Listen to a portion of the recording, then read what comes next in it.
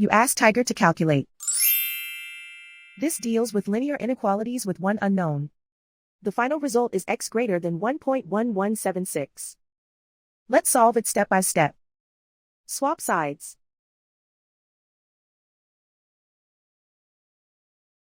Isolate the x. Divide both sides by negative 6.8. Whenever you multiply or divide by a negative, reverse the inequality sign.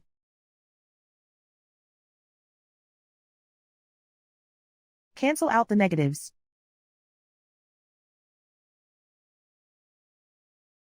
Simplify the arithmetic.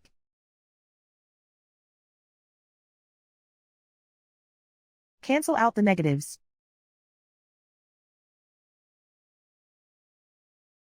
Simplify the arithmetic.